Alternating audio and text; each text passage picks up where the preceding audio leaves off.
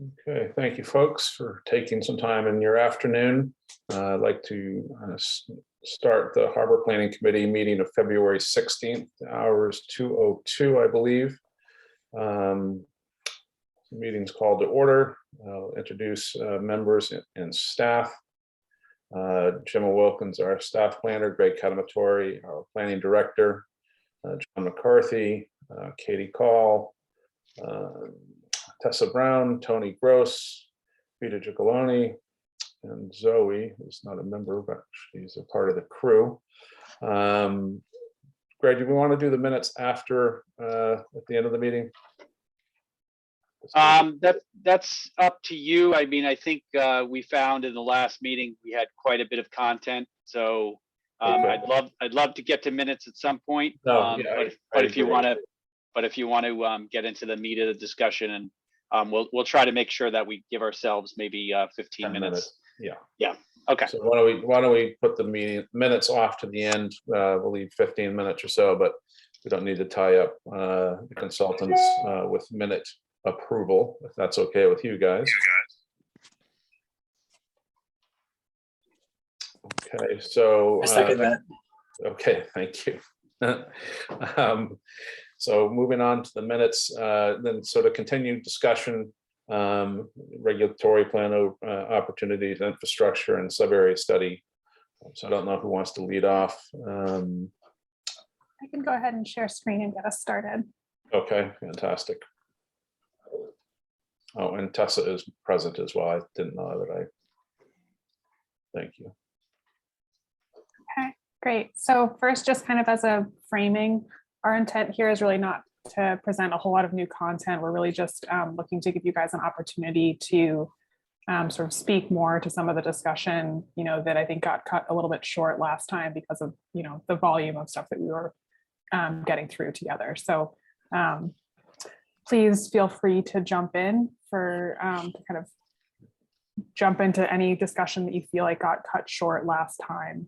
We're really just looking to hear more from you and sort of iron out any remaining open items that you feel like didn't quite get resolved.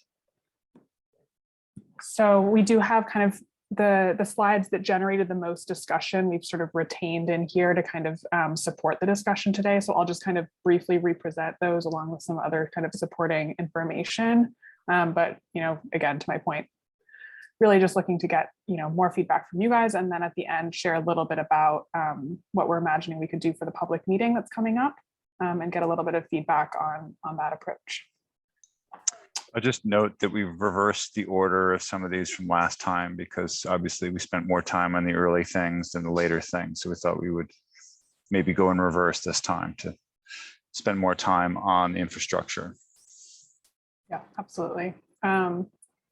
So this first topic, we generated a lot of discussion. The slides that we kind of shared with you, we shared some of the initial sort of infrastructure condition assessment work, in particular looking at how that existing infrastructure lines up with current and projected flood risk. And we've asked Nasser to join us today so that, as things come up related to the flood risk questions, that we have kind of a deeper bench to sort of respond to some of those questions. So one of the things that we had shared last time, sorry, an insect buzzing around, is sort of the relationship of the existing infrastructure of some of these parcels to sort of the range of flood risks that they're dealing with. And we've added a little bit more nuance to this diagram since last time, but the same sort of basic principle applies, which is that we're looking at a lot of properties that are clustered, well within the current 100-year FEMA floodplain. And so that triggers both, code compliance needs, but also just generally means that they are properties that need to be proactively planning for floods, both now and into the future. We took a look a little bit together at the Harbor Master office as kind of a case study for that, just demonstrating the need for that flood risk planning. And then I just wanted to bring back for kind of, because we looked at this a while back in September, just some of the maps for flood risk so that you can kind of have them in your mind. So this is current FEMA 100-year floodplain, shown in sort of the pale blue here. And we wanted to provide a little bit of kind of background information about that flood projection, because there was a lot of conversation last time about how that the update in 2014 to the sort of flood datum there. And so I wanted to just provide a little bit of an opportunity for Nasser to share a little bit about this sort of additional information that we found here to give you a sense of kind of the current FEMA floodplain, what went into it, what our options are, and kind of understanding it as a tool for planning for the future and not just a tool for planning for the current time we're in. I'm not sure if there's anything you want to kind of add to that. Yeah, just that there are some bullet points on this slide. I think the bottom line just comes down to the fact that the current FEMA base flood elevations, which you have to add a foot to kind of serve as your design flood elevation for new construction or for substantial improvements or improvements related to substantial damage. They're too high.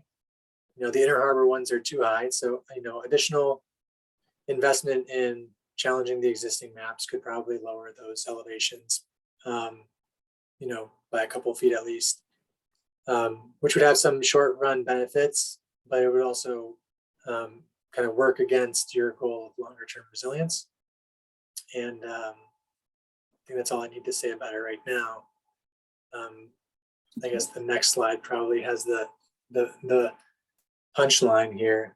Yeah, so I'll walk you quickly through the, we have some sort of zoomed out maps, and then we'll kind of zoom back into kind of the punchline. So we shared this back in September, just a reminder of kind of how the projected change in high tides, moves across for these different parcels.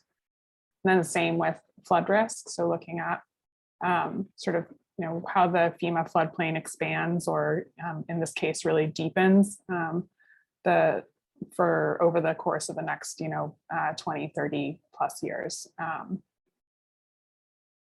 And so I think this is the punchline for is really just thinking. Yeah, go ahead.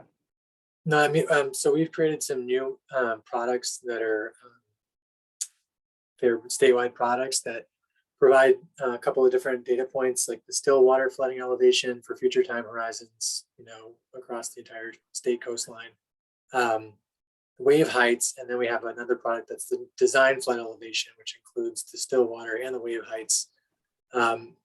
So when we look at these projections for Gloucester's Inner Harbor, and this is just showing you a snapshot for one area, I know it's very colorful, but the bottom line is that designing to 15, which is what you have to do today, right? You have your 14-foot FEMA base flood elevation plus 1 foot of freeboard. That gets you to 15. If you design something today for 15, you really are getting quite a bit of long-term resilience because we don't believe that 15 accurately represents present-day risk. It overestimates present-day risk, but the result of designing to that is that you end up depending on where you are, how close to the water you are, being in a fairly good position in 2050, 2070, compared to if you were designing to the old criteria or, to 11, let's say. Yeah, so I guess the sort of the big picture, takeaway that we wanted to share with you guys coming off of our discussion last time is just that there is, the FEMA, the 15-foot that Nasser was referring to has a lot of value as a planning sort of tool, but that, obviously there's sort of some short-term, long-term trade-offs there. I see, Tony, I think you have your hand raised. Yeah, I can't see these things.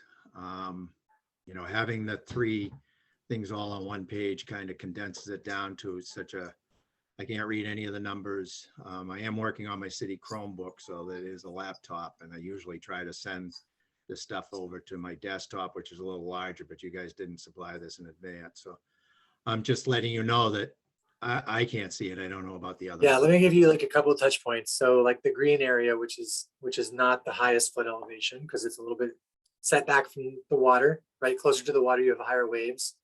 More inland, you have lower waves. So it reduces the design flood elevation. But That's like 10.4. The green color is 10.4 in the 2030 map. The purple color is 12.2. And then the blue color is 14 point. I believe it's actually 13 point. It's actually, I think it's 14.4. Yeah, in 2070. The area with the most amount of blue in it. So just to clarify, so bright green here is 10.4 feet in 2030. The purple band here is 12.2. 12.2 for 2050. This So you- blue band here It's 14.4. is 14.4 in 2070. So you can Your see that. projection on the 2030 map is a normal 10-foot tide is going to be flooding those areas. That is saying that there's a 1% chance that water levels, including kind of any residual wave on top of the still water flooding, would be at 10.4. I know you had 10.7 at the harbor master, according to observation. Yeah, But, sir, I think there's an important distinction there, because I think Tony was probably referring to a tide relative to mean low water rather than mean Okay. sea level. So Yeah, we're talking about NAVDA88. So this is in roughly mean sea level in 1988. So I think you basically, I'm not positive about the conversion here, but at the Boston Harbor tide gauge, it's about a 5.5 foot difference. So 10.4 would be 15.9. I'm not sure that conversion works perfectly in Gloucester. Okay, that makes more sense. Yeah. Thanks. No problem. And appreciate the feedback, Tony. We'll circulate these as a follow-up to the meeting. I think the big picture takeaway here is that there's, we're dealing with degrees of, uncertainty and projection. So there is, some variation there, and that there's some room for Gloucester to kind of make a case. But ultimately, the current FEMA flood maps are a really helpful planning tool for all of these businesses to prepare for the kinds of flood risk that they're going to be dealing with. And so thinking about that proactively and less as a barrier, but more so as a planning tool is probably, the most helpful approach going forward. So thinking about how we can identify resources and strategies to design to that 15-foot standard that's in place right now is going to ultimately position the businesses in Gloucester to be more resilient over the long term. So one of the things that kind of came up last time is this sort of time horizon. So thinking about the frequency of flooding and kind of what's the decision point for any given business owner to invest in the kinds of measures that would protect them or sort of limit damages. And this was just one example that we thought we'd share from a sort of another coastal community to show that kind of basically once people start to see flooding, once every few years and then up to once every year, the number of people that want to invest to protect their property jumps significantly, right? So basically you're seeing this green bar here that once the frequency of that flooding is high enough, there's a sort of a collective interest in investing to prepare for it. And so we're basically dealing with, we're in kind of maybe more what you might call the gray area here, where people aren't sure whether it's worth it to invest or not. They're kind of not confident in whether they're going to get a return on that investment. And so it's kind of pushing towards this sort of increased frequency of flooding that we're expecting to see, helping people prepare for that before they've quite kind of reached that internal intuitive feeling of when they want to invest. So just for clarification, what community was this survey done in? I'm not sure if it's publicly, I think it's probably publicly posted, but this is in Marshfield. So they get hit pretty frequently. Mhm. This is mostly people from, areas like Brant Rock and Green Harbor that you see on the news every year. Yeah, I just feel like I get asked questions quite often from people who have coastal properties, whether it's businesses in the harbor or outside the harbor.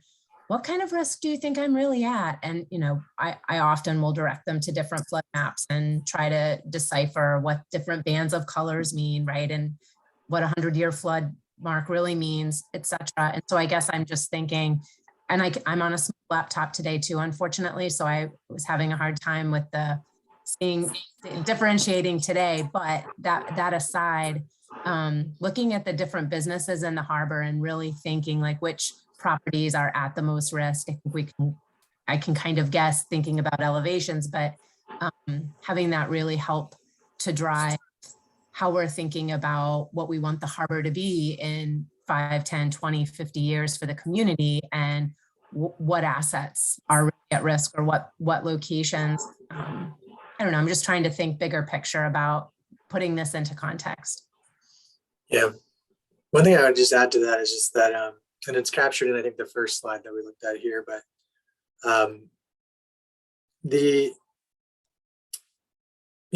I guess if people aren't going to naturally do it on their own, right? They're not ready to make a big investment because they're going to do some big redevelopment, or they're going to upgrade their facility. If what's driving them is actually, a substantial damage event, right? So if 50% of your building value is destroyed in a flood, you then have to meet code requirements anyways, which would mean you have to design it at 15, and either you would decide not to, disappear, sell, or invest, right? The places where like that threshold for reaching that 50% structural damage in a building is not going to be frequently met just by storm surge. It's really in the areas that are affected by waves, which are areas closest to the water, right? So it's like buildings on piers, buildings built right up to the edge of the water. Those are the buildings that are most likely going to hit that 50% damage threshold in some future storm event, right? So those are the properties that are going to be driven to redevelop because they have to meet these new code requirements, or abandon, right, or sell. So I think that's where kind of like the greatest risk and opportunity maybe are, depending on whose shoes you're wearing. Have you seen examples of communities where businesses that were routinely getting flooded in areas like you just mentioned have taken more of a collective action approach and said, enough's enough. We do want to invest, but I don't want to be the only one. And maybe if we do this together, there's a greater chance for state or federal or city help, or just a savings in volume. I don't know if that's how much, how real that is, what the exact opportunities look like, but do you have good examples of that where investing in a larger area instead of business by business has made more sense? Well, there are a couple of different kind of, there's flooding related ones and there's non-flooding related ones where businesses get together and decide to invest in something together. I'm thinking one flooding one is recent. It's in South Boston along the Fort Point Channel. The property owners in this area of the Fort Point Channel are basically like supporting and providing easements and being as supportive as they can to the city in order for the city to build flood protection infrastructure along the Fort Point Channel. And they're getting like a $10 million FEMA grant, and the property owners are kind of giving their easements, as kind of in kind or match support, and the city is putting in an equal amount. So that's one example where those property owners have an interest in seeing this project implemented. It's not as kind of hands-on as they're all paying in money together. There are some examples on the Cape where an area has experienced a lot of coastal erosion. And so they co-invest through like a memorandum of understanding. They create like a little trust, and the property owners kind of co-invest in some shoreline protection strategy to stop the erosion that's threatening all their houses. And the town works with them and co-funds certain aspects of the project, and the private trust owned by the property owners pays the other part of it. Yeah, so there are examples like that. There's business improvement districts where you can kind of put funding together towards some kind of enterprise fund that helps with maintenance and stuff, but they don't typically generate, huge sums of money. Okay, thank you. Okay, so the next thing that we wanted to really just clarify for the purposes of your discussions, amongst yourselves and also with other property owners, that one of the ways that properties and businesses can comply with the code regulations that require designing to that FEMA base flood elevation or design flood elevation of +1 from that is wet flood proofing. So this is, and I think a lot of people, when they hear flood proofing, they think of what we call dry flood proofing, which is keeping the floodwaters out from your property and from your building. But you can also design for those floodwaters coming in, and design based on the materials, based on the structural sort of capacity of the building, based on the kind of the placement and the reinforcements, to make sure that if and when floodwaters do come in, that your critical infrastructure is protected, that your your supplies and your work, your key equipment is that you can make these operational adaptations that allow you to resume operations as quickly as possible, and also limit the damages to your building so that you can kind of continue to operate your business without the kinds of losses you would expect from a flood event. So this is not an option for residential, but it is an option for commercial and industrial uses. And so this is something that, is most likely the best fit for water dependent uses that need to have that close relationship to the water, but where they also need to have, their operations not be interrupted constantly, to make sure that they're protecting for losses that they might suffer from a flood event. So I wanted to offer this as kind of like, basically as knowledge for you all to kind of have with you as you're thinking about what these solutions might be, and also just for discussion, if there's any kind of questions that you have about this, and how it might apply for businesses in Gloucester, any things that you feel like aren't a good fit or are a good fit based on the kinds of impacts you've seen in the past.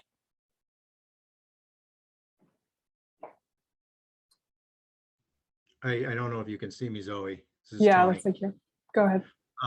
At the harbor master's office, we put in the vents Mm-hmm.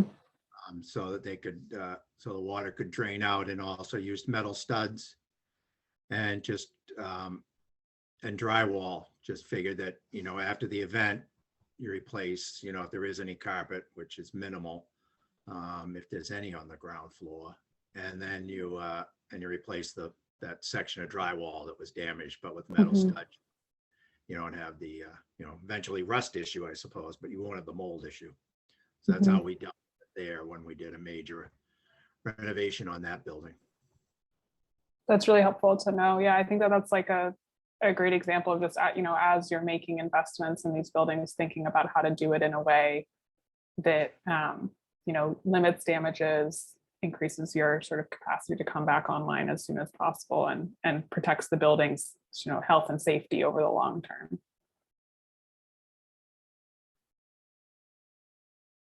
Any other kind of questions on this, or thoughts about how it might be applicable for Gloucester?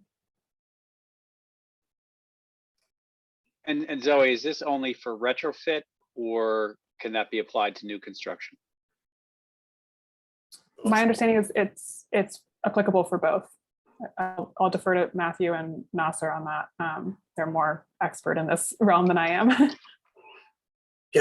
Sure. Yes, for both. And yeah, I mean, like it's a cheaper strategy, right? Which is important to, these types of businesses. It's practical in the sense that you still have that kind of at-grade connection to waterfront facilities, but it's only practical to a point, right? When it starts, like going back to that previous bar graph, when it gets to a point where it's happening all the time, it's no longer workable, and that's when more expensive, raising site grades or relocating becomes kind of what you got to do. people say living with water, but it's not Vito? challenging to do so. Go ahead.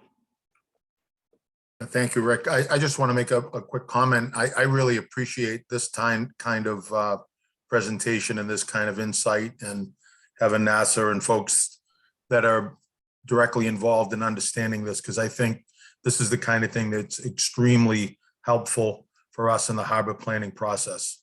We need to be able to tell people how to be practical. 15 is not practical in Gloucester Harbor. So the ideas of ways to have your important infrastructure up above those elevations, and because we can't raise Rogers Street and we can't raise Commercial Street. And if we're going to wait 20 years for some of these projections to either, be proven true or to be, maybe overly pessimistic, that'll be 20 years of people being too high to have a practical use building. And so they're going to go bankrupt or just decide not to have a feasible project because you're just too high off of the critical infrastructure and access. So the more of this that you provide, I think the better. And if we can have stuff like this embedded in our master harbor plan somewhere, or at least referenced, I think that would really help property owners in the waterfront understand how to balance this. I know it doesn't get you out of flood insurance, but it does get you out of interruption in business, which is going to be important.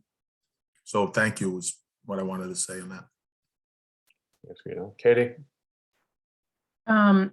Just following up on what Vito said, do you have examples, Nasser or Zoe or anybody else of, I guess when he said building it, 20 feet or above 15, it just isn't practical because it's not, it was that we're waiting 20 years for it to be at the right height. Are there adaptation strategies or what? I'm just trying to think, how do you plan for the future and do the right thing, but have Functionality. reasonable business solutions right now? And I guess I want to see pictures of places, or I want to think about exact places in the harbor where that situation might be. There are particular parcels that really need to be thinking that way. I was trying to make it more concrete. Yeah, I can start off, and I think Nasser probably has more knowledge of examples than I do. But one of the things that, even in discussions with Kevin earlier that we had discussed is whether there's, whether in some cases it makes sense to invest in dock infrastructure that has a flexible connection to the land so that it, rises and lowers with the tides and with flood events and maintains that connection to the land.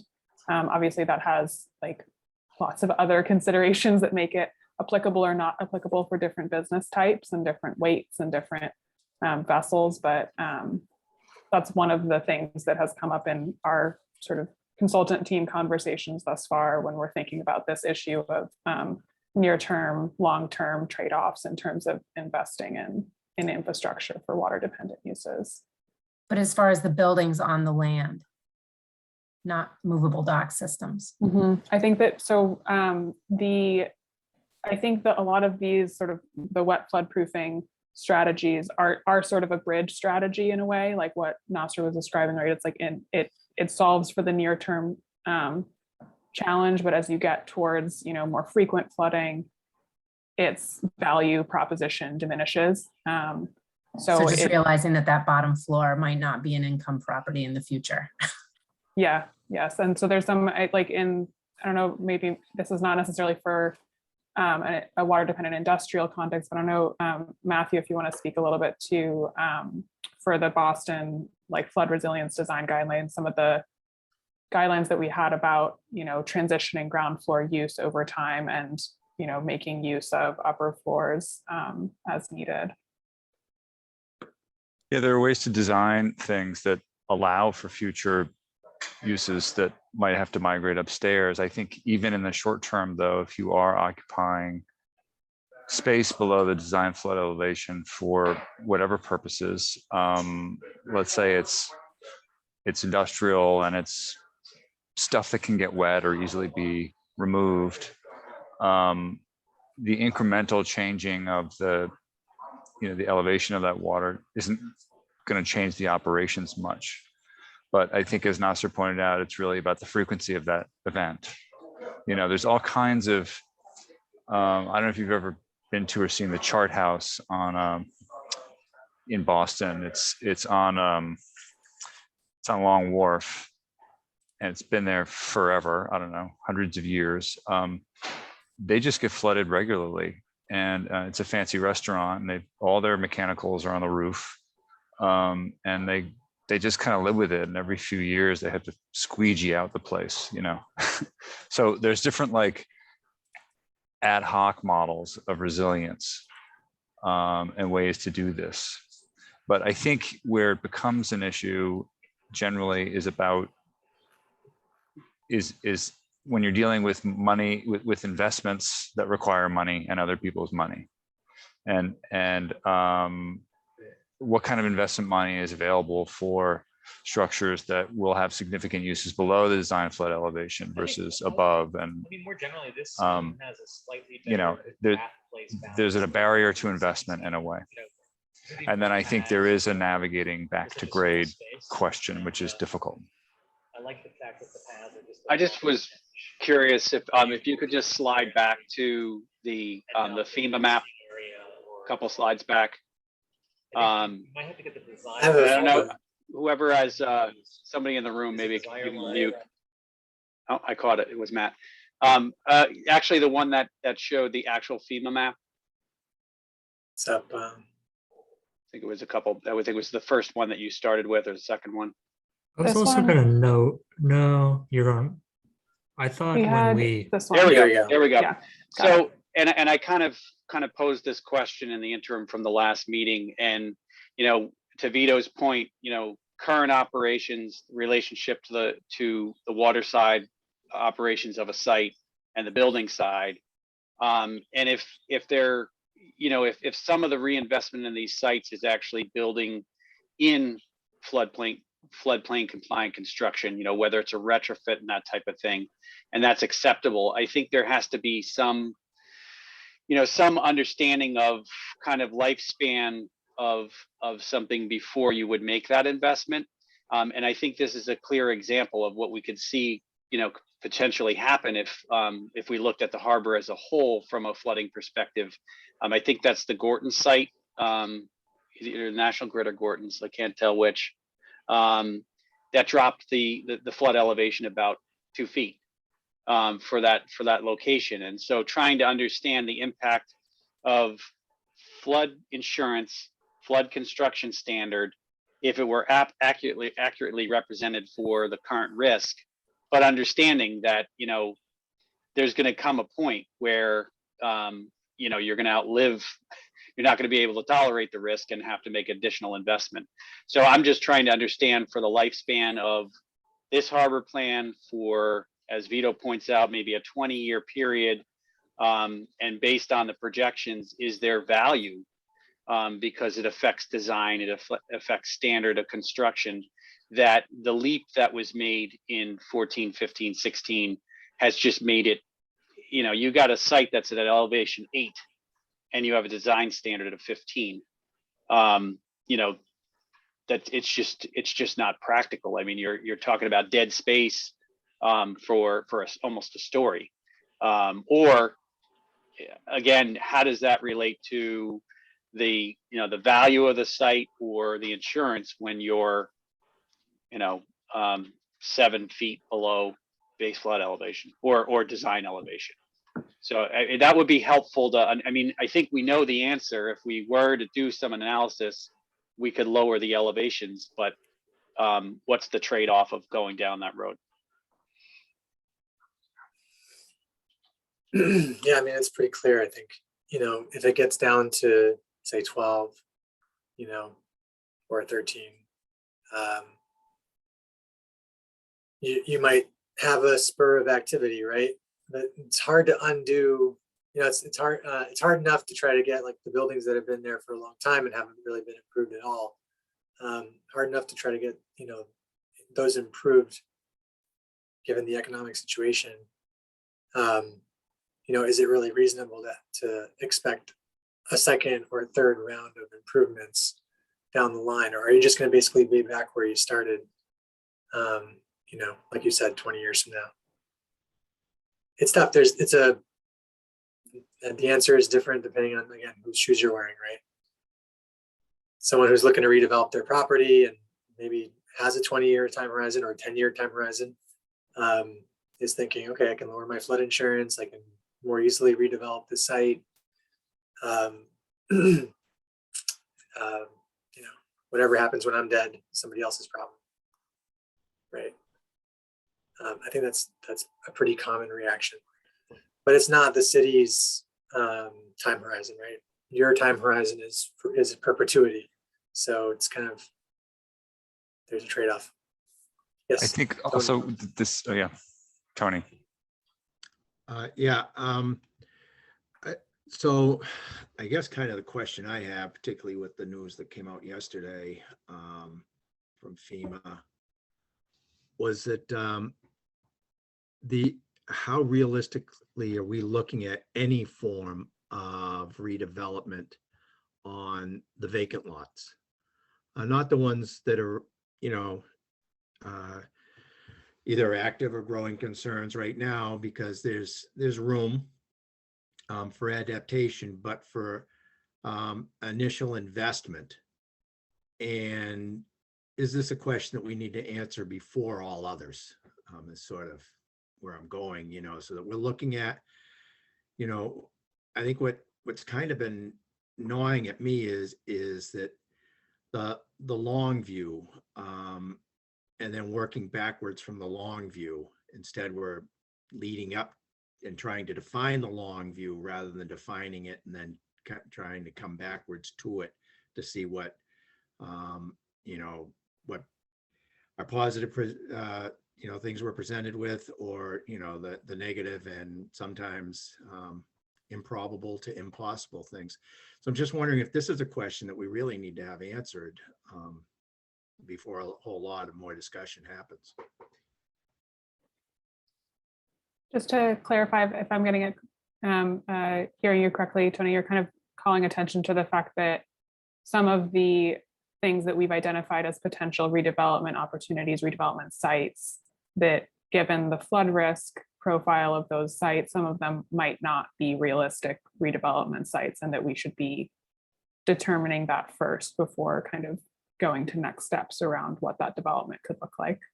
So I think that would be helpful, because, there's a number of things like, I love to talk about bringing processing down there, but we also know that, because we have vehicles with wheels, that doesn't necessarily have to happen on the waterfront. And in, an industrial park, well, Intershell does it quite well in one of our industrial parks.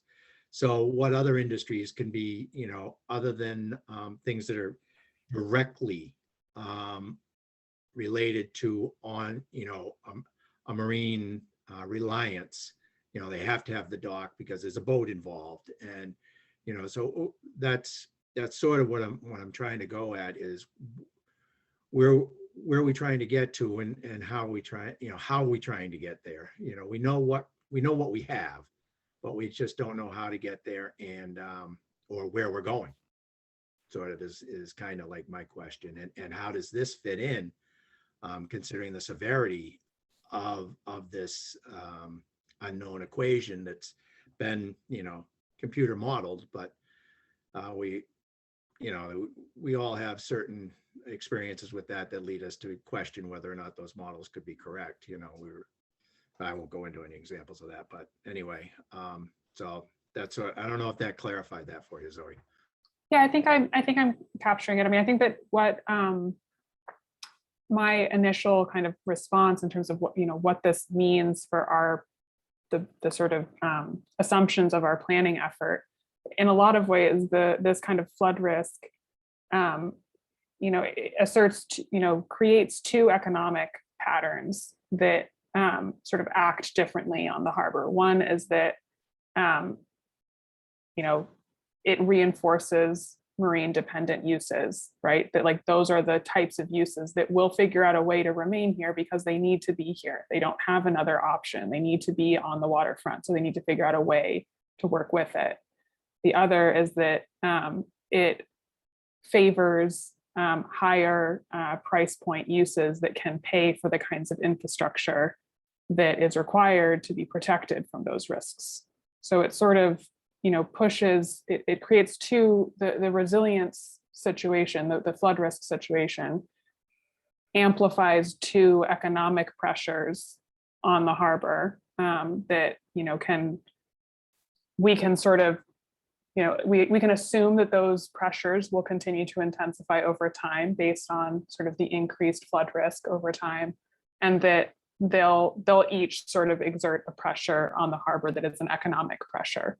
And so if we can plan for those economic pressures as well as the more like literal site-specific adaptation strategies, then we are in a position to help these businesses adapt and thrive through that change, both physically and economically. Vito? Yeah, thank you, Rick. I think along the lines that Tony was saying is that what about a phasing and to what extent, because it, rather than appeal to FEMA and try to lower the interim flood level so that more people can develop their properties and be within striking distance of the infrastructure, which is the streets and stuff. I mean, you can't unload a boat at elevation 10 or 11 for the dock and then expect the unloading floor to be at 15. I mean, that just adds a whole layer of handling product that doesn't work. Or if we go to elevation 15, a vessel unloading at normal tides, which are around elevation 9, at high tide, would create, something wrong, looking kind of funny. It would look like you're at Bay of Fundy where they have 40-foot tides, again, unpractical. So usually when there's a really major change in something, we experience it with fish all the time, is you try to do a phasing. So everyone knows where you're going. Investment would have the benefit up front, private investment, of knowing what the timeline is when it's going to change. So to go from, for example, from 10 to 14, if that had been stepwise, 10, 12, 14, with some time horizon in there that works with commercial banking, is generally, typical as a 25-year mortgage in commercial. Something that bridged that, I could see people not being stagnant. Right now, I think this is a deal breaker for a lot of people to do a 50% or greater improvement to their property. And it doesn't make sense, right? Because unfortunately, we know Rogers Street and Commercial Street's not going to be raised. So just the idea of putting together a plan that tried to phase to 14.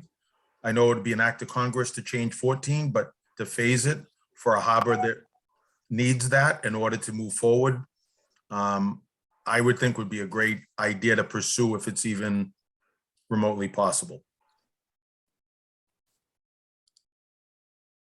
I think I agree with both Tony and Vito. I think that's my point is, timeframes. We have something that's going to govern things for about a 10-year period, but we have these, different horizons that we've been presented information on. And in particular, this is one where, again, if it's a significant impediment, to Tony's point, then nothing happens. And I think there's evidence there that it would not be insurmountable to get to that point. But what is the message that we're sending if we know that the projections are well above and beyond even the current mapping in a again, arguably whatever period of time you pick, 20 years, 30 years, 50 years. But I think if that were to change, it's likely that FEMA would release another map at some point, and it's gonna elevate again if it's reflective of the predicted conditions and current conditions at the time. I think also there's a big distinction between, let's say, developable vacant parcels. There are not a lot of them, but and pre-existing ones, and then ones of different sizes, right? It's particularly burdensome for smaller properties, particularly Harbor Cove, for it's to one more barrier to doing renovations or improvements. A lot of the bigger parcels have, let's say, more wiggle room and more, area above that FEMA line to kind of work with. So that's just another factor to think about.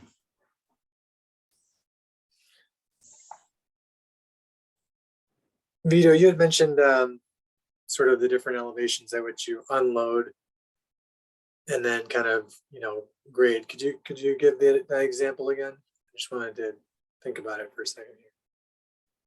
Most of the fish infrastructure, the outer docks are below elevation 10. I would venture to say all of them, except maybe a couple. I think Fisherman's Wharf is right at 10 because we did that more recently. And there might be a few others that are above that, but a lot of them, especially in Harbor Cove, are all well below 10. They're at like 8. So we just have to visualize what a dock would look like that was built at elevation 14, we'll say, because the dock doesn't need to be at 15. Truthfully, a new building, can be elevated somewhat from the outer dock, maybe a foot, and that could be ramped or made workable. So what we've done at Fisherman's Wharf, the perimeter of the building, the foundation is a little more than 24 inches thick in depth, inside to outside, and it's about 30 inches tall off the, off the 10-foot elevation dock. So we don't have any electrical or any services, any mechanicals that are down at that level. The loading dock is at elevation. If you see that from the street, the loading dock is 4 feet above that. So that is at 14, maybe 14.2.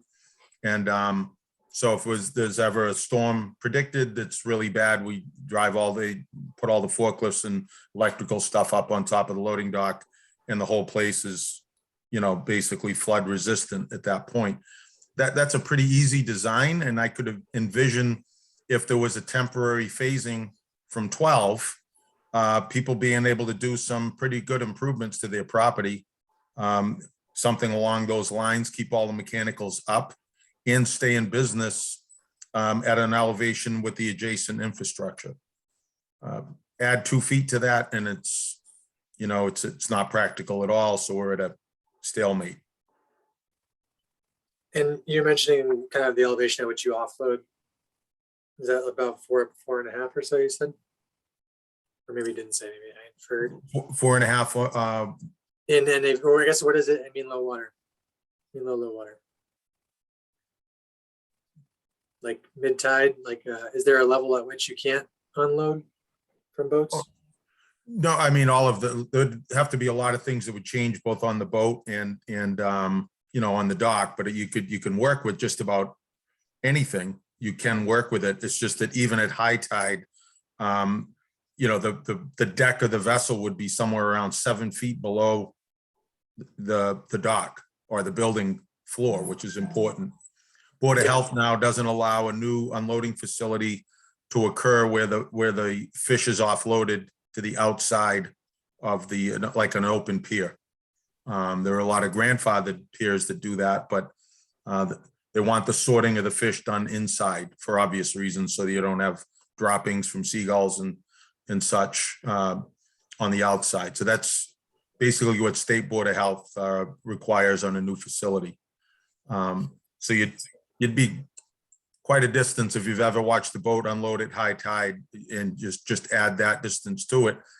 That would be something like it is at low tide, right? So low tide would be incredible. There would be a lot slower unloading boats. What I'm saying is, if it's not necessary, it would be great to be able to not go all the way to that elevation all at once. And I don't know if there's any such thing as a phasing, but I will point out that, we've had some property on the other side of town, and the flood elevation is 12. So I kind of question, the scientific wisdom of the sea level elevation being different in Gloucester Harbor than it is in East Gloucester. But Yeah. anyway, just a thought, if there's any movement there. Now, the reason I was Well, asking is just because, as sea level rises, it's like incremental is important and flexible is important, right? So changes to like, your seawall heights and stuff like that. It needs to be incremental because like you said, the relationship between where tide is at and that top of pier, needs to be maintained over time. I was mentioning flexible infrastructure as in floating and, designing your bollards with extra heights so that you don't have to, add those on later because, if the waterside infrastructure can be flexible enough to rise as land is being raised on the other side.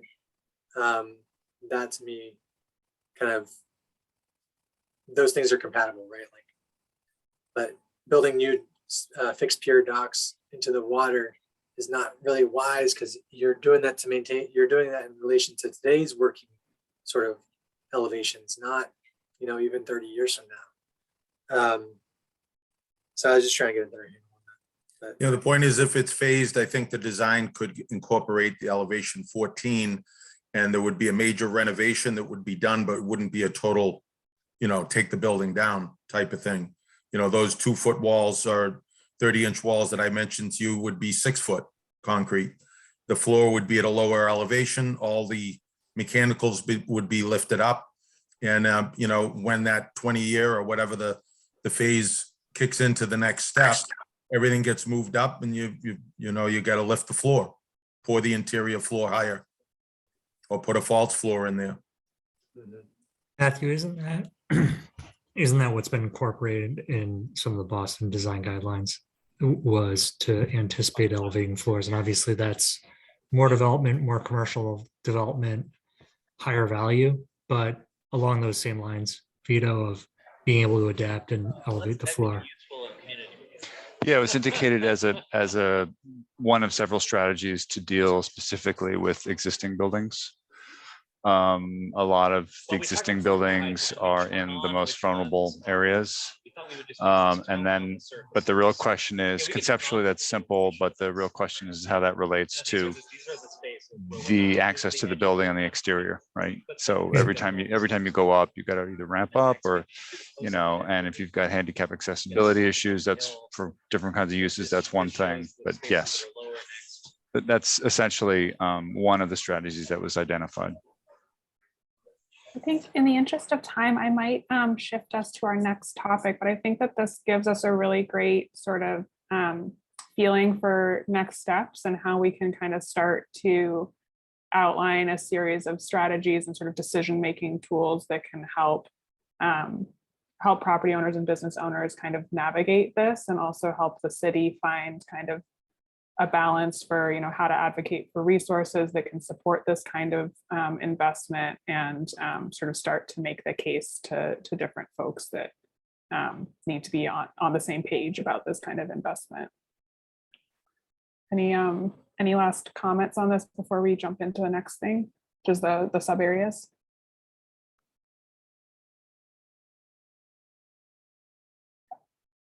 So I'm going to fly through these real quick and get to the next bit. So in our last meeting, we talked a fair amount about Harbor Cove and got a little bit into discussions about the sort of larger urban renewal port area.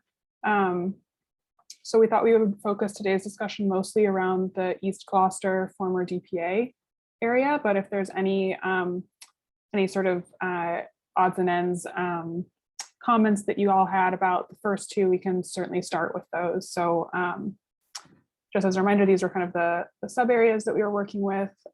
So to start with, any additional thoughts on for Harbor Cove, some of the things that we should be looking into in terms of economic considerations, infrastructure and resiliency needs, and some of the sort of sites that would merit additional detailed study. So right now we have some of the economic considerations being the sort of tourism pressure and crossover with downtown, sort of questions about how to best leverage St. Peter's Park as sort of a resource both for, parking and for the sort of fish market. Thinking about the infrastructure and resiliency needs that we were just talking about in a sort of site-specific way for these properties that have sort of these skinny parcels. And then looking at some of the publicly owned properties in this area. So I4C2 and 112 commercial. Any thoughts? I think it's like John. John, yeah, thank you. Yes, I missed your last meeting, but I did watch the whole thing. Thank you. It was Appreciate long. that. It was long. Yeah, it was long. Yeah, a lot to say. Specifically, I4C2. Anything that would be built there would have to be done on pilings, I'm guessing. Does that take into consideration with your 2014 change on supporting businesses in any other place around the harbor that has to be built on pilings but may not be over the water? Does that trigger them for that having to be redistricted in the harbor plan? So I think Matthew might be the best one to speak to that, but I can sort of start us off. So I think there has been, something we talked about a little bit last time, there's the last harbor plan, the required 100% supporting use, 100% water dependent industrial use for areas that were on pile supported piers. However, there has been something that Catherine had brought up. There's sort of some opportunity for us to revisit that a little bit as part of this plan, because the sort of the broader regulations around supporting use have evolved a little bit. I don't know, Catherine, if you want to sort of briefly mention that as well to refresh people's memory. Sure. And I think to directly address, John, your question, I think what you're saying is that if they needed to build something on I4C2 itself on pilings because of the flooding, and in that case, that would not be, what we're talking about in terms of a pile supported. What we're really talking about is areas over flowed tidelands. So if you have piles over filled tidelands, it's still on filled tidelands. So it wouldn't have the same effect as we're really talking about overflowed tidelands. But there is the ability now within your harbor plan, if you were to choose to have, a certain percentage, up to 25% of the pile supported piers to be used for supporting use. It is still subject to the water dependent use zone and so forth. So it would need to look at different parcels in different areas to see how that would work. But there is that. That was my question, whether if they had to build on pilings on any parcel, not just I4C2, whether that triggers with the change in 2014 and would have to be taken up in this harbor plan to be able to have supportive businesses. Yeah, and if you're building over the filled tidelands on I4C2 or any other parcel, you can have up to 25 supporting use. But if you're building over the flowed tidelands on a pile supported pier, for example, then you'd have to figure out something within your harbor plan. Does that make sense? Yes, thank you.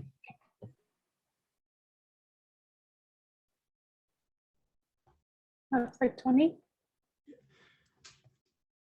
Keeping with the I4C2 theme, with these latest projections and knowing that lot now is at, a high course tide, submerged in one corner. Are we broadening our horizons to a less impactful use of that lot that could I don't know how I'm trying to say it. It just seems like between the fill that was put in there that's pretty unstable and the fact that it is currently partially submerged just on.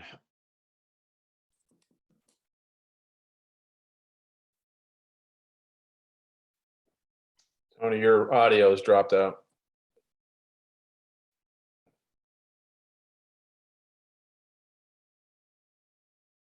I think everybody's Hear me audio. on that? Just Yeah, restate I can that. still hear you. Yeah, I couldn't hear you. You couldn't hear me? No. Friggin' internet. Now you're Um, back.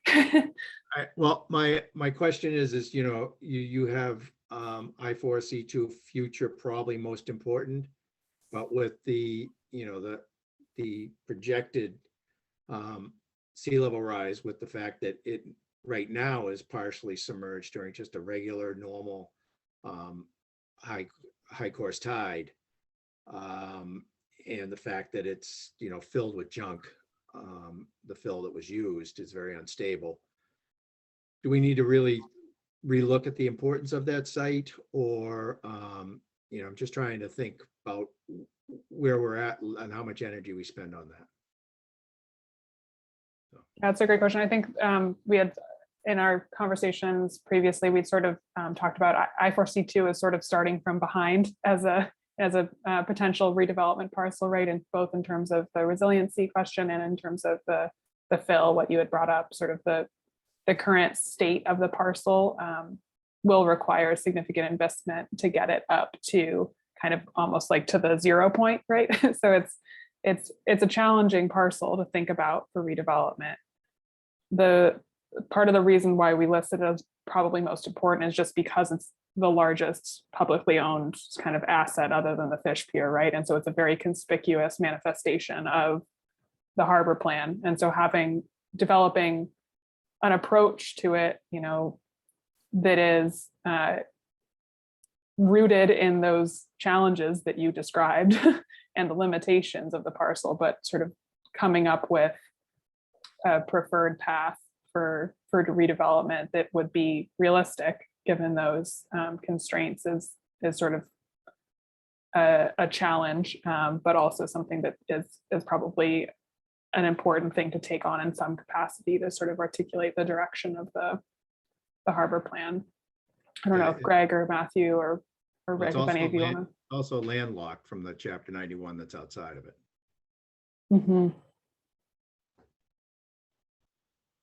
I know, Greg, Greg, you shared some of the summaries of the proposals when the parcel was maybe put out for developer-led proposals. And I think the takeaway from that process, and please correct me if I'm wrong, is that the challenges that Tony's identified are among the many things that make this parcel perhaps non-market viable, but that we may need to think about future uses as uses that may require some subsidy or assistance of some sort. And that would include measures to overcome some of those challenges that you've identified, Tony, in terms of the low elevation, the quality of the fill, et cetera. Could it remain open space? Good session. Thanks for the decisions about the future green work. That's helpful. So I think that, I mean, that's probably ultimately a question in part for the mayor and for the city. But I think one of the tensions, of course, is that it's, We have a plan already. if it's active redevelopment, it's maybe contributing positively to the economic sort of system, and it's something that could potentially be contributing to the tax rolls of the city. If it's open space, it's something that's largely a cost to the city, but it may deliver other, benefits for the district. As parking, it delivers benefits for the district. There's other ways that property can be conceived of in ways that support the harbor as a whole. But it's definitely there are trade-offs embedded kind of across the board. So I think, working through some of those trade-offs is some of the work, right? Is to really take account of those trade-offs and understand, which is the best path forward for the city and for the sort of business ecosystem. Thank you. I would just say, just to the point, that Vito raised of some of the other sites, it does have a street level that would communicate with the current design requirements. I mean, we're up at around 14, 15 street level. So, is there an engineering solution to a building on that site? Probably, without basically use of everything below that grade. for anything other than parking or storage or those other types of things. But, you know, identifying a water dependent use or a mixed use project that would comply with the regulations and be something that reinforces, you know, the harbor as a whole. That's the $1.5 million question. That's what we purchased, and you know, it has to comply with the regulations. It's in the DPA. We're in a temporary position right now with it being used for parking, which can be extended. I believe the licensing period could be up to 30 years for temporary use while, you know, we continue to grapple with its future use. Strictly as open space, I'd leave that to Catherine. I'm not sure that that's a long-term compliant use within a DPA as just strictly open space. It obviously has some water dependency right now with the dockage and parking and offloading with the commercial marina. Yeah, the short answer is that open space is not a licensable use as such in a DPA, just as an open space parcel.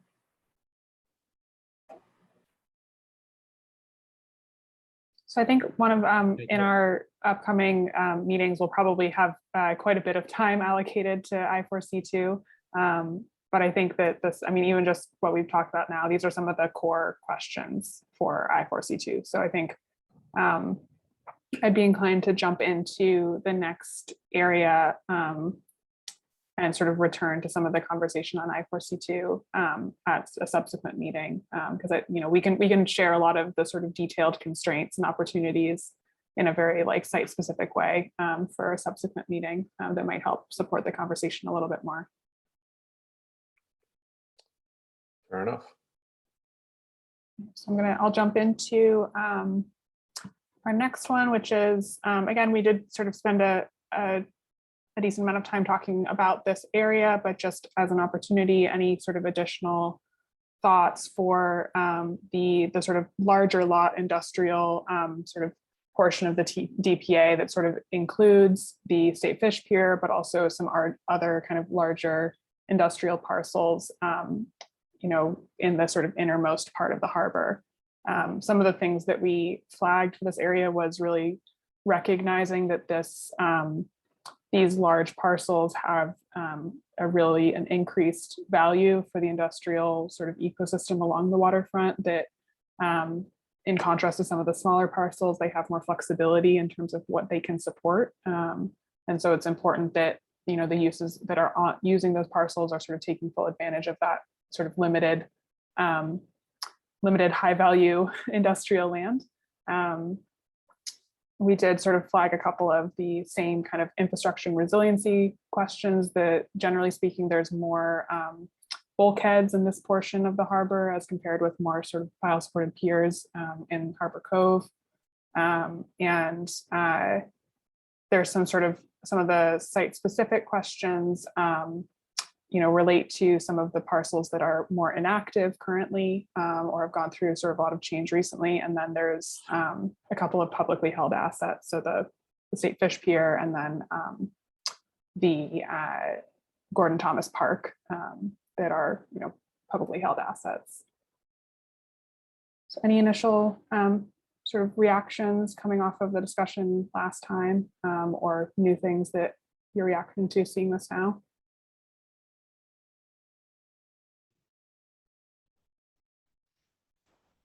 Yeah, Tony.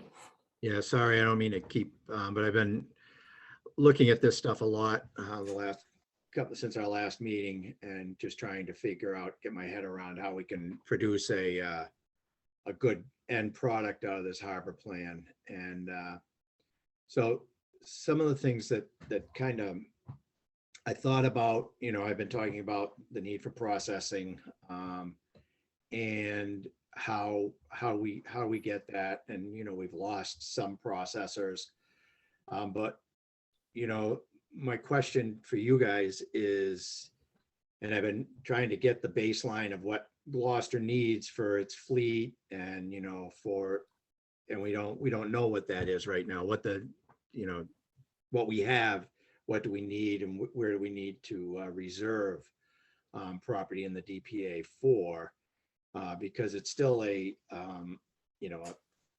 high economic engine in our city. And, you know, basically we're the end of 128 and there's a whole lot of other communities that's far more advantageous for other businesses to relocate in. So, you know, one of our strengths is our harbor and, you know, water dependent uses. I was just wondering if there's been any thought about seeing what basically our competition, why other ports are having, why the ports that we're trucking our fish to be processed, why are they successful there? And you know, where we have facilities here that are ready available. The Whole Foods facility is still vacant, I'm assuming.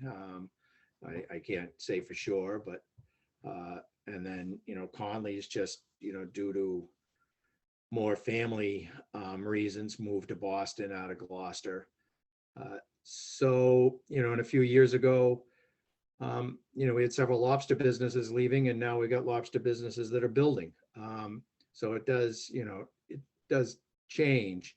I'm just wondering if there's any thought about how the other communities that actually are doing the processing, what advantages do they have that we don't? And are they insurmountable for us so that we can answer this question, you know, and not just rhetorically say, you know, we need to really come to firm answers. So I think it's kind of, my question is, you know, we know what we need, but we need to know how, what's necessary to get there. So we know what the what is, but we don't know what the how is. And I'm sort of looking towards you guys to do that. Yeah, so I can give you a sort of an initial direction on what we've found so far. I mean, we haven't done a detailed, you know, comparison to specifically to communities that have gained seafood processing in the near term, but we did back in September do an analysis of seafood processing by county in Massachusetts and also looking at national trends. And I think the short answer is that the reasons, the big picture reason why seafood processing is not growing in Gloucester is because at a national and even international level, it is consolidating and shrinking. So it's fewer larger facilities with fewer people staffing them. And so that means that it is skews towards inland facilities with large land area available that can be designed to modern, you know, infrastructure needs in terms of like automating portions of the process. And so that is a force that is independent of Gloucester. It is affecting Gloucester, but it is true regardless of what Gloucester does. And so in the face of that broader economic pattern, the wedge that Gloucester has to sort of perhaps, you know, pursue this, if it's something that is something that's sort of an aggregate public benefit for the harbor, is thinking about it more as a public benefit, as a service to the businesses that exist here that are, you know, fishing and shell fishing operations, and to treat it as part of a public project more generally that is seeking to support the business ecosystem in Gloucester and to connect to some of those larger supply chains and larger fish processing facilities. So it's really sort of recognizing the market on its own is not likely to pursue that in Gloucester in a similar way as what has happened in the past, but that if this group and if, you know, our conversations with business owners points to that being something that would make a huge difference for the the ability of Gloucester fishing and shell fishing operations to be competitive and sort of, you know, capture more value from their work, that maybe it's something that we can look at in a site specific way or in a sort of as a economic development initiative, but it would have to be kind of a project unto itself. It wouldn't just be a matter of tweaking the regulations to make it more easier to do. You have to really have an economic development program behind it.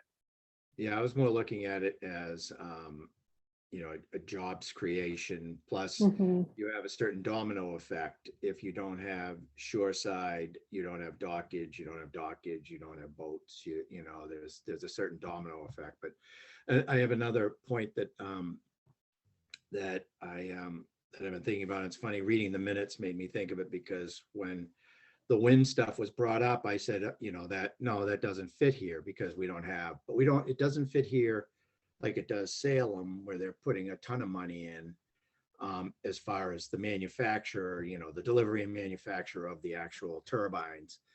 But, and I know that this is somewhat blasphemous around the fishing industry, but I think that we would be really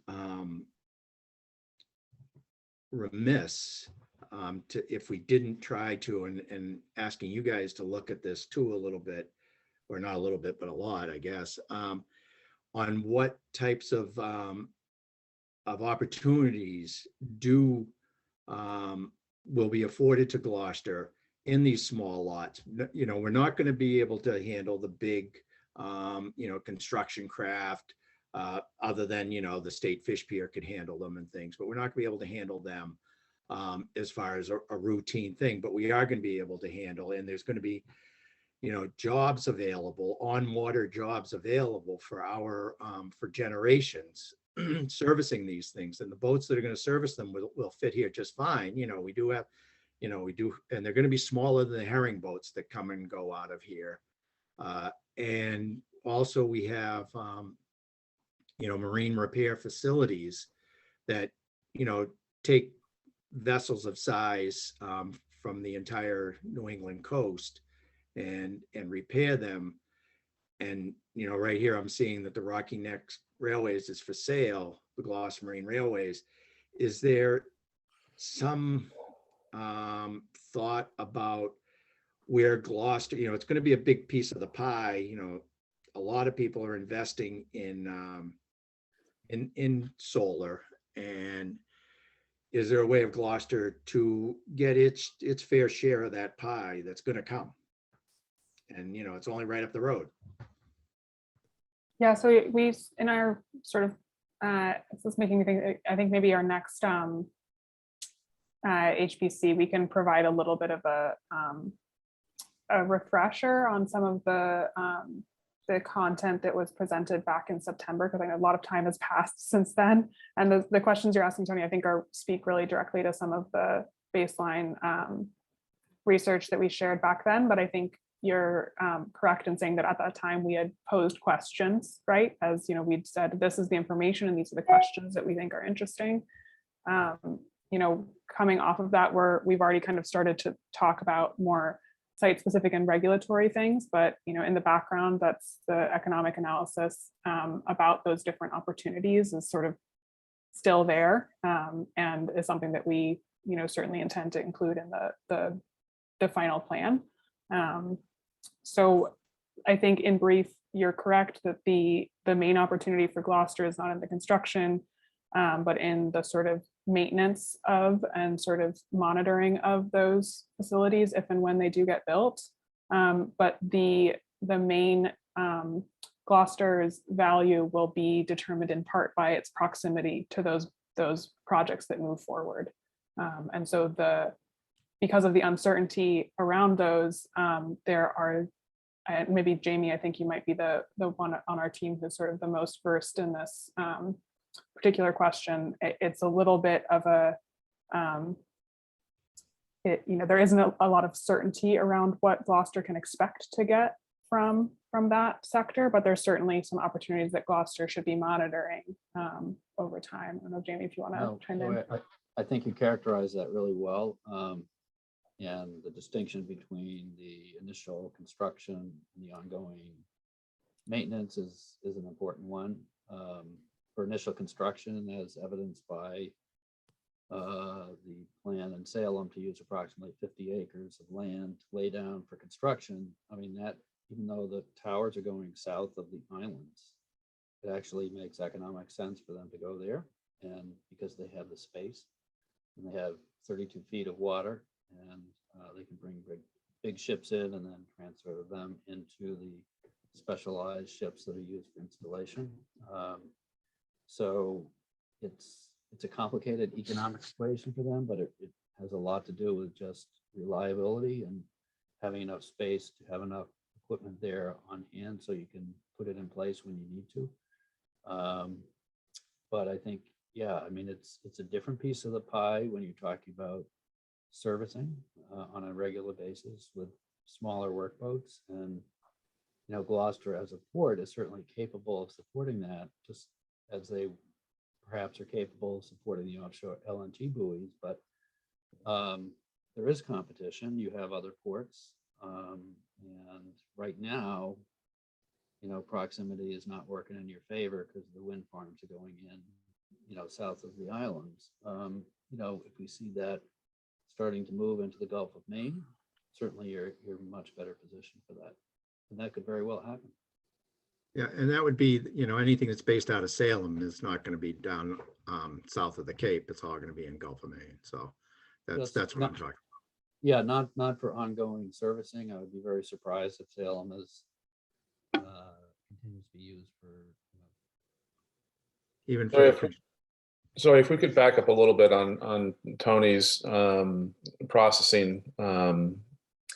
So he touched on Pigeon Cove, the formal spot on Parker Street. And my understanding is they have a building permit for some other type of processing to go there, mainly pesto.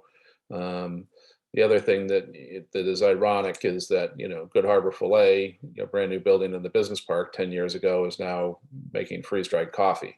So I think understanding, who's cutting fish in Gloucester is probably not a hard thing to find. We've lobstermen that come through our shop every morning, and there's probably 5, or Tony knows this better than I do, how many wholesalers are buying lobsters in the city. So the thing to me is, and you talk about consolidation in the value-added processing, or simply cutting whole fish, and that's moving to a much larger land-based, inland-based facility that's more highly automated, which we wouldn't be able to support on the waterfront anyways. But I guess, who's cutting fish in Gloucester, if they need to add 5 more jobs to double their capacity, I think that's a pretty easy number to get to. But the hard question is, the 3 places, Good Harbor Filet, Pigeon Cove, National Fish, there's at least one more company that's not doing that now in Gloucester, and what's the debrief behind that, right? I mean, the Parker Street thing has got my head scratching, right? I don't even know how that complies, frankly. So. Yeah, I think I want the question answered on, comparable other communities, not just national, regional trends, just in more is what are the obstacles for Gloucester? National Fish was blocks anyway. They, back in the day, they were all coming from Scandinavia or Canada, but I'm just wondering, we're never going to have this question answered if we don't dive into the details. That's more my point. That's all. And I think it's time we had that question answered this time around. The obstacles rather than the anecdotal. Mm-hmm.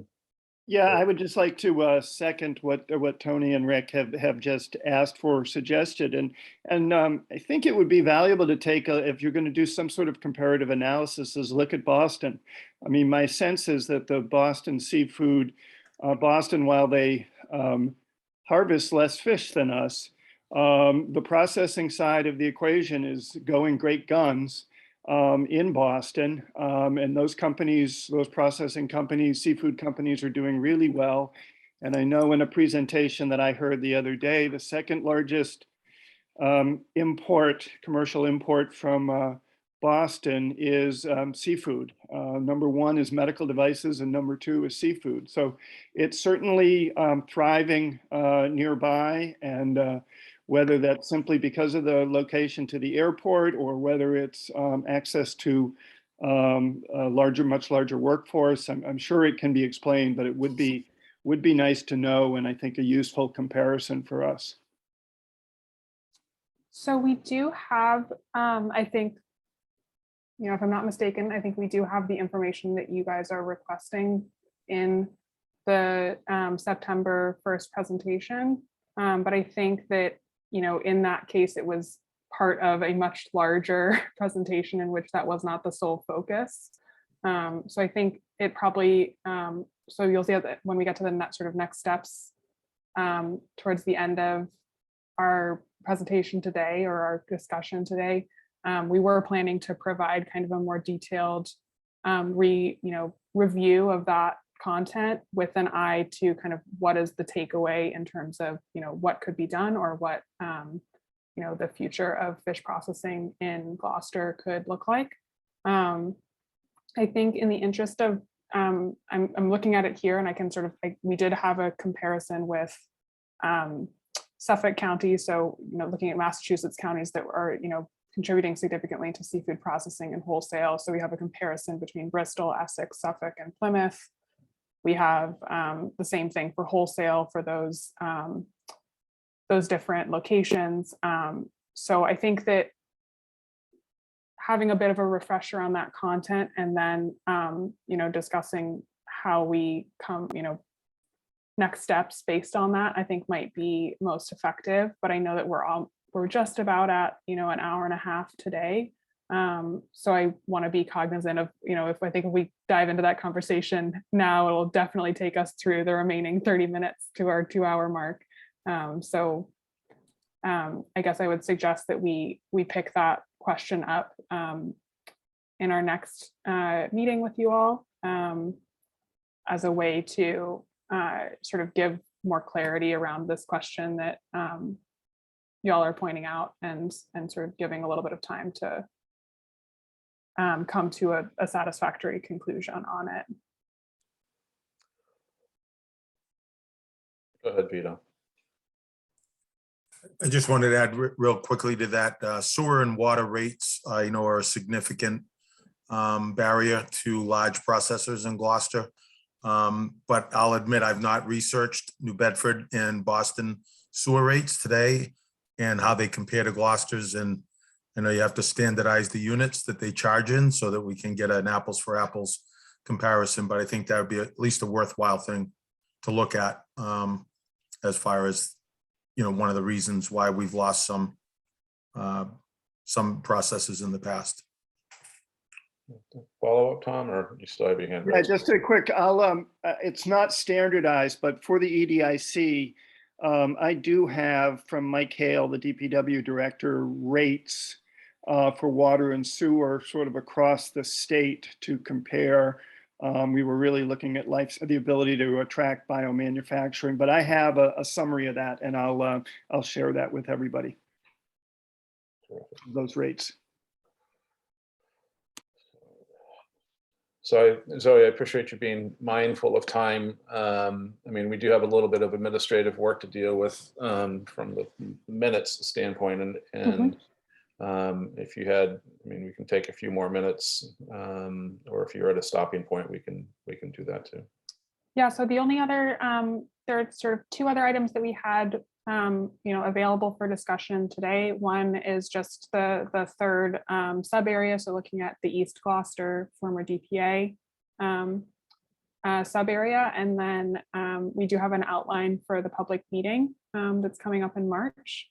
Do you have a preference? I think, if we want to reserve, 10 to 15 minutes at the end for minutes, it might be best to start with one of those 2 that we feel like is more sort of the best use of your collective time, so that if we end up not having time for both of them, we can be So I deliberate think about that. focusing more on the public hearing or public discussion would be a better use of time.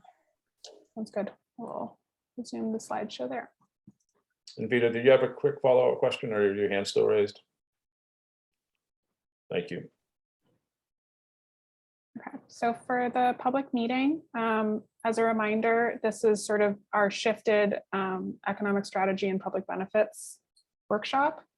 So the idea is to sort of treat this as a report out to the public on some of the work that we've been doing with you all as the HPC, and to share kind of a brief summary of the sort of economic baseline and resilience and infrastructure baseline, and engage the public a little bit in around sort of goal setting.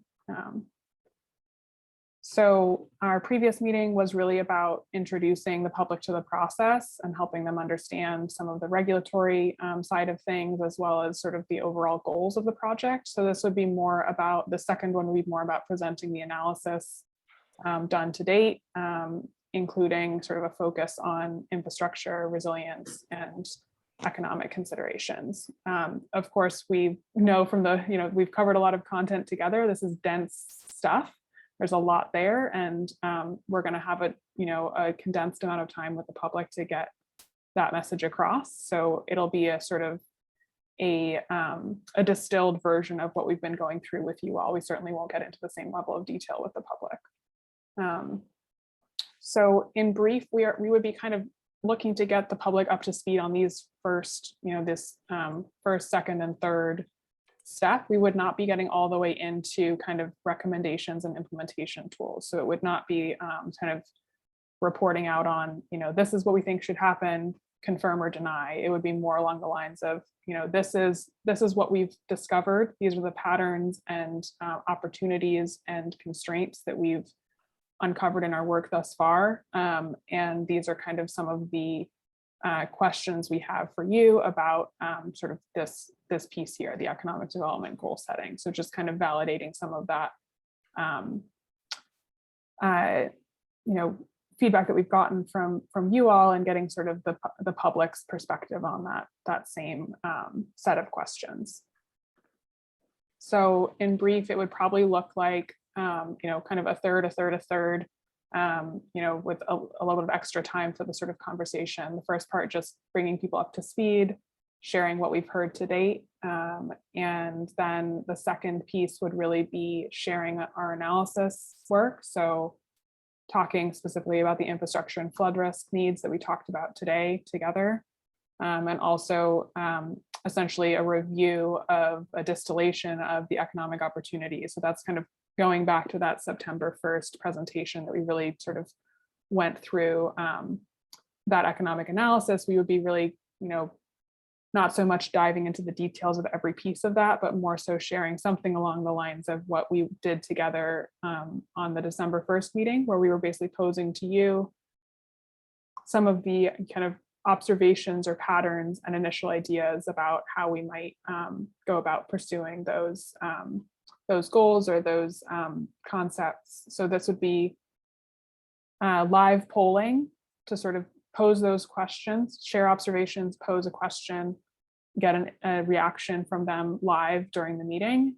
And then after sort of a period of live polling, we would then go into breakout groups where we would have the opportunity to discuss some of these more site-specific ideas, constraints, opportunities.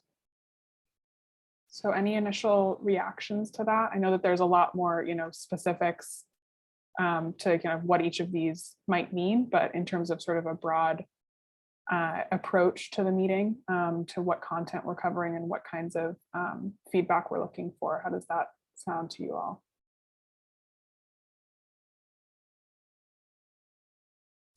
Rick, I think you're muted still. I guess my only response on the live polling aspect, I believe we did one of those early on. I think it might have just been within the breakout sessions, but I think it was a little clunky, right? That, you go to respond, and the live polling, at least my experience was that you almost sort of get kicked out of the meeting, you got to sign back in. So I don't know if that's anybody else's experience or not. But I remember, or it was maybe when we were trying to identify spots on a map, right, for areas of discussion, was that interactive part was difficult to manage. Yeah, so are you referring to the last public meeting for this plan? Yes. Yeah, so we did the last public meeting, we aimed to use Social Pinpoint, which is a map-based tool, and I think we decided that for this plan and this community that it really wasn't quite the right match in terms of, you know, generating conversation and supporting the discussion. So that the live polling is a little bit different. It does occasionally have some of the problems you were describing of, you know, people getting kicked out. That's sort of a part of the environment of working in Zoom, that occasionally folks do get kicked out and come back in. But the way that the live polling would work is essentially within the Zoom platform, it launches basically a pop-up window. And that pop-up window prompts you to answer a question, just like a normal survey. You answer it, and then on the back end, we're able to see those results and then share them back to the group. So it gives people an immediate sense of like, okay, you know, there's, let's say 60 people in this meeting. And I think that, you know, I would have thought that everybody was going to say, you know, we want more blue tech, but actually I'm in the minority because everybody else said they want phishing, and I'm the only person who said I want blue tech. So it's like that kind of, it gives you that that sense of seeing what other people are interested in the moment. And that it's completely different from the chat function that's available on Zoom. Is that correct? Correct. Yeah. And I would echo that, Rick. We tried using we used kind of a Qualtrics module in one of our other meetings a couple of weeks ago that required you to use your cell phone. And I think that same kind of, this is embedded within Zoom, so hopefully it has less challenges. We've also had folks, you know, that couldn't use a cell phone or didn't have a cell phone available at the time, and so they kind of felt like a little caught off guard. So I think if we use the built-in, it should work pretty well. I just don't want to get into this, you know, chat room function sort of calling in by names that, you know, are unidentifiable and participating. And I mean, we had one of those meetings and we will never ever do that again. So yeah, it definitely can sympathize. There's a lot of aspirational technologies that when you put them into action don't quite get the job done. So we have used live polling within Zoom for several different plans. Occasionally there's one or two people who have tech issues, but it's never been more than one or two people. And it's sort of hard to know if it's truly a tech issue or a sort of a user error issue. Probably both, but yeah. But again, I think, you know, just as long as the tools are, you know, functional, and so we can get the participation that you're looking for, I think that's the important part. So, any other comments from members? Seeing none, so I think, Zoe, we'd love to get into the minutes part of our meeting. Yeah. If you guys want to hang around, there's free popcorn. Well, it seems like we probably have trouble accessing the free popcorn. So No, we got this app. Yeah, sounds great. Well, appreciate y'all's time. This is great feedback. I think we have a couple of clear next steps, and we will look forward to regrouping with you all at the public meeting. And then as a follow-up, we can address some of the more detailed ideas that came up relative to I4C2 and fish processing. And I might be forgetting some other things as I'm listing things out, so apologies. Those are two good ones. Okay, I think we'll leave you to it. Okay. Thank you. all. Thanks, Matt. Thanks all. Bye. Thank you. And then there were 6. What happened to Greg? He's hiding again. I generally do that when I have to say something to Gemma and she's across the room. So I think we sent out a series of sets of minutes, actually with the last meeting. So Gemma can pull those up and we can kind of walk through them with your comments and corrections.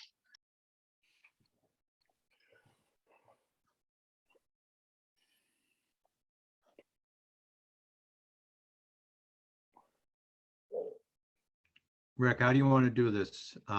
Somebody just make a motion and then Yeah, so we'll, I mean, Tony, if you want to make a motion, and Tessa, if you want a second, just the approval of the minutes, we'll just take them one by one. Hopefully, if everybody's had a chance to review them, we've got 4. I don't know that they're necessarily represented in chronological order, but we can get December Whenever 1st. Gemma brings them up. We got. So we can just take a second to scroll through slowly, Gemma, and if you want to increase the focus or increase the zoom, that would be helpful. There you go, for all us old guys. I see the glasses, Vito. And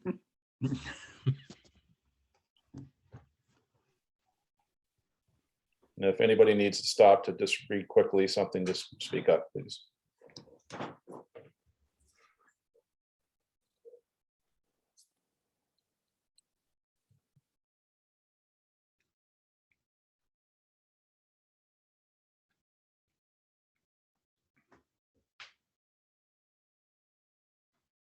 Okay.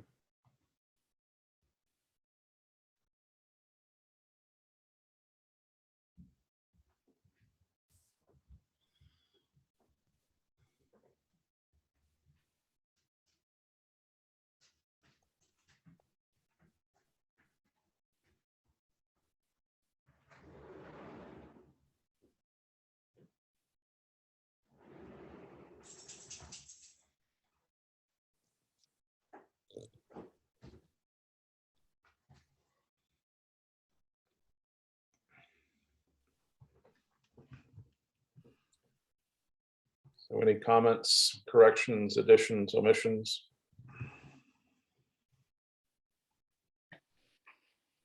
I move the, So hearing none, I'll accept the motion to approve the May 12th, 2021 Harbor Planning Committee minutes. and I so move. You said it so well, Rick. Thank you. And a Second it. second, Tessa, thank you. I second it. Roll call vote, please. Member Noonan, Yes. member McCarthy, Yes. member Brown, Yes. member Gross, Yes. member Gigaloni, Yes. member Balf, Yes. member Catone. Yes. Okay. Okay, July, wow.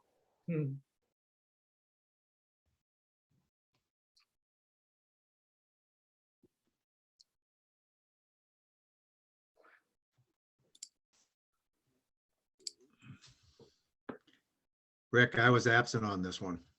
That's okay. All right. Good time to make a motion.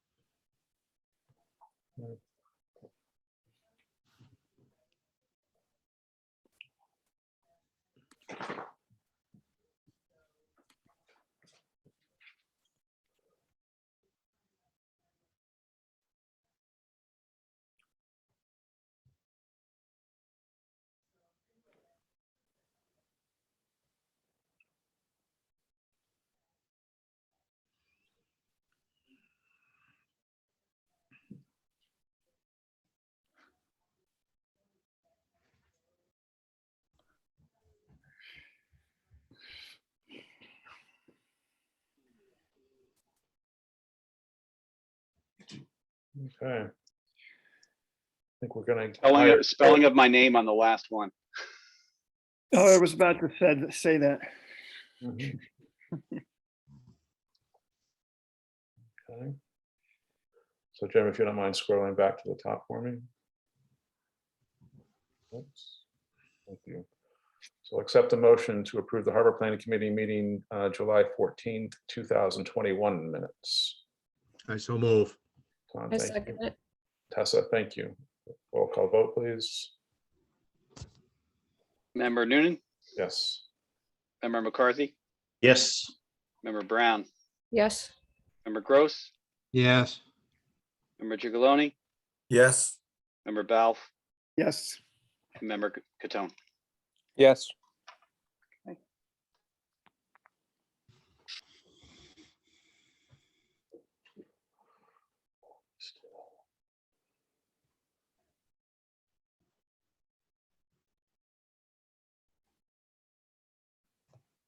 Probably the important part is on these are the comments from members at the bottom. I think the outline is pretty boilerplate.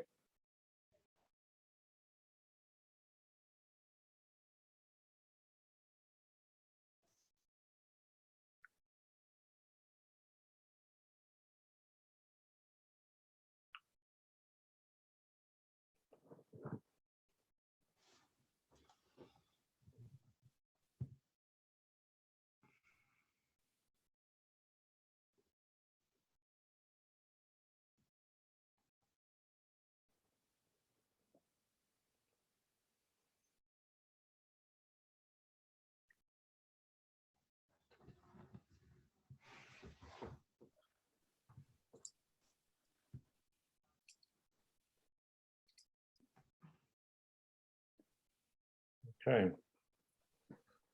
Any comments, corrections, additions, submissions? I'll accept the motion to approve the Harbor Planning Committee's August 11th, 2021 minutes. And I so move. I second it.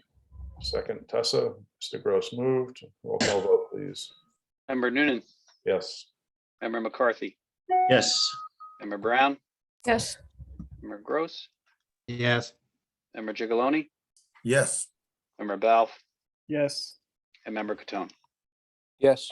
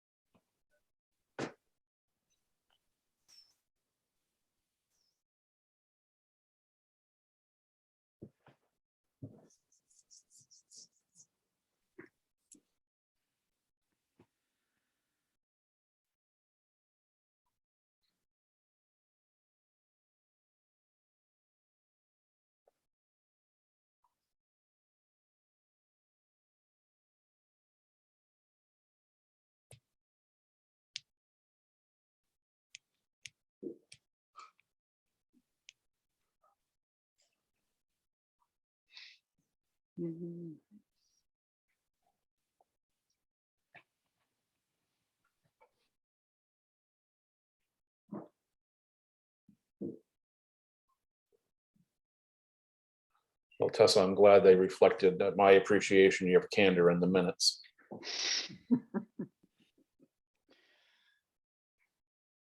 They don't have to include stage direction.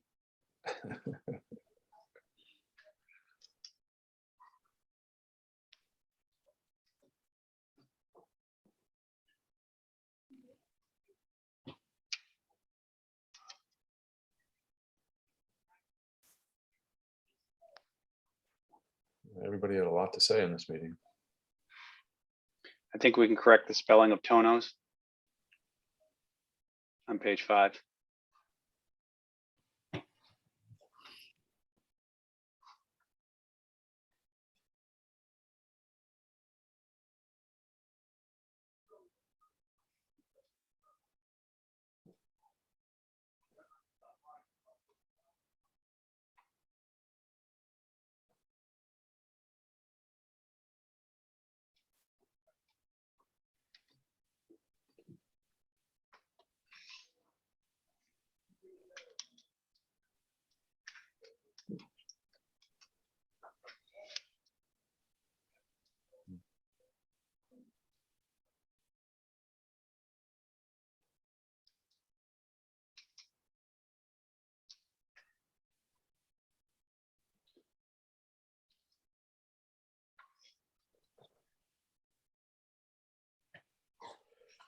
Okay, last chance. So hearing no corrections or additions or submissions, I will accept a motion to approve the Harbor Planning Committee's December 1st, 2021 minutes. And I so move. Mr. I second. Gross, Tessa, thank you. Roll call vote, please. Member Noonan, Yes. member McCarthy, Yes. member Brown, Yes. member Gross, Yes. member Gigaloni, Yes. member Balf, Yes. and member Catone. Yes. Well, I feel a little bit left out, not seeing or hearing you, buddy. Yeah, I'm having computer issues. So Oh, all right, I'm on the phone. all right. All right, Greg, any other comments? No, I just wanted to highlight, because I know it was just in the timeline. So the public meeting is scheduled for March 7th, which is a Monday. Okay. So we've kind of been juggling that around with special meetings that have been scheduled and trying to be mindful of the rest of the city calendar, making sure that anybody that public volunteers on boards can also attend. So I think we're pretty safe with that Monday, the 7th. So That's you'll 6 p.m. 6 p.m. start. So you'll see more in advance of that, which we'll start publicizing a little bit more now. Again, I think the key is the engagement types of questions that are asked, making sure that it's on target with what you guys need, what you want to solicit from the public as well, to help inform the plan. Any closing thoughts, folks? I have a housekeeping question. Go ahead. Rick, the Waterways Board, which is the next meeting of the next 3 I have to go to, but anyway, is meeting tonight. They're going to be electing someone. They're going to need to replace me Okay. as representative. Do you want me to talk to the newly elected chair? Or do you want to? Why don't you do it, Tony? Okay. I mean, just the simplicity purposes. Yeah, because that's who appoints them. So Yeah. I have a feeling it'll be themselves, but anyway. Pick somebody good. All right, thanks. Yeah, we lost your video. Oh. There we go. And somebody has a good connection too. Not to. I think it's actually the Zoom in this Chromebook. Okay. Have we talked about like bandwidth access in the harbor plan yet? We're trying to troubleshoot it. Yeah. tonight. Okay. All right, folks, I have nothing else. The dogs want to go for a walk. Motion to adjourn. Yeah, Second. second, please. Thank you, Tom. I guess roll call vote. Get out of here. Member Noonan, Yes. member McCarthy, Yes. member Brown, Yes. member Gross, Yes. member Ciccolo, Yes. member Balf, Yes. member Catone. Yes. All right, enjoy the sunny weather. Yeah. Go. Thanks, everyone. Yeah. Bye-bye. Thanks, Tom. If you don't, see you, Al.